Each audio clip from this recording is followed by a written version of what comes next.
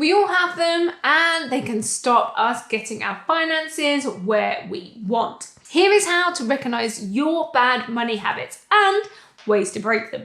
Rainy day money. Ever had your car break down on just the worst day for it to happen? Or your washing machine on that particular weekend where you really needed it? The truth is, it often feels like the worst time because there is no good time. They are unexpected and that throws us out of a pattern, making it more frustrating.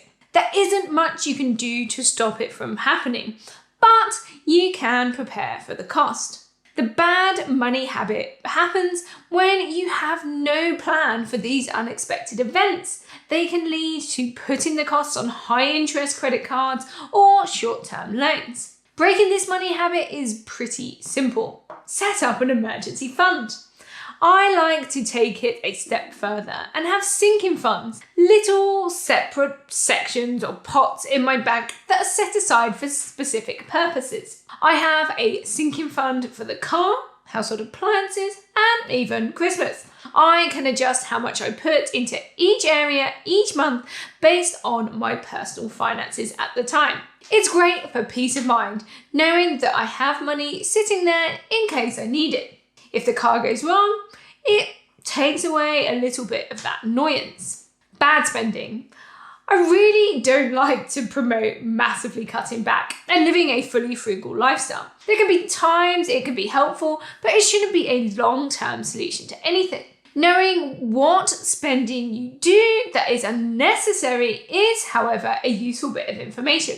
Understanding how much you are spending on your to-go coffees or lunches at work or takeaways on those lazy days. Find some bad money habits you have that maybe you're not proud of when you see the numbers. Pick out the trends and find a workaround. Some frozen pizzas in the freezer when you can't be bothered to cook a proper meal. That sort of thing.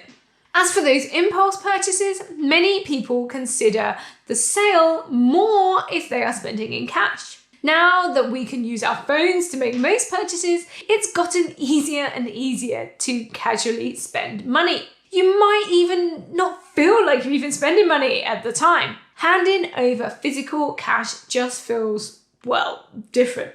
You're seeing your money go to someone else, and that can make you reconsider.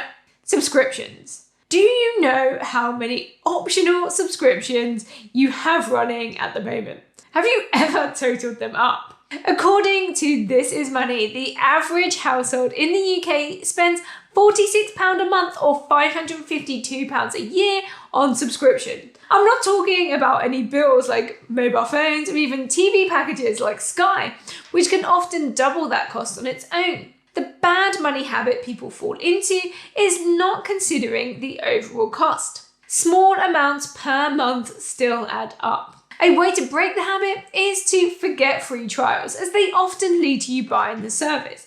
That's why they offer the free trial. Another tip is to look at pausing them from time to time. Some families are choosing to cycle through various entertainment subscriptions, such as Netflix and Amazon Prime Video, instead of having them all running at once. Focusing on the discount. I used to work in a shop, and the amount of times I saw people only talk about the savings is staggering. I would even see people walk along an aisle trying to find the biggest discount. So let me ask you this. Are you saving any money? The only way you can save money is knowing the actual value of a product, which is a whole nother issue. Think about trying to figure out the value of Bitcoin, for example. My point is that it is a bad money habit to buy something just because of a saving. It's lovely to feel like you've got a deal, but remember that the shop has decided the price. So they are willing to accept the transaction and they are still in control. The way to break this bad money habit is to ignore the savings completely. Then ask yourself if the product or service I am looking at is worth the amount they are asking. It's a simple question and can make the world of difference to your spending. I will sort it later.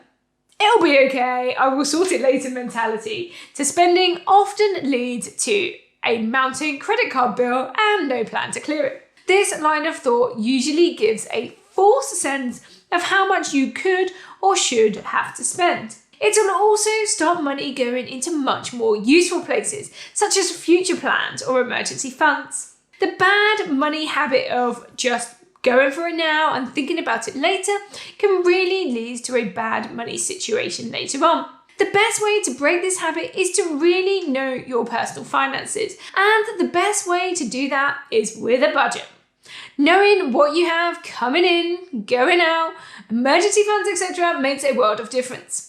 I like to do a zero-based budget, and this way I know what every penny is doing, and I can't spend money without a plan because it's already been allocated. Goals and the future.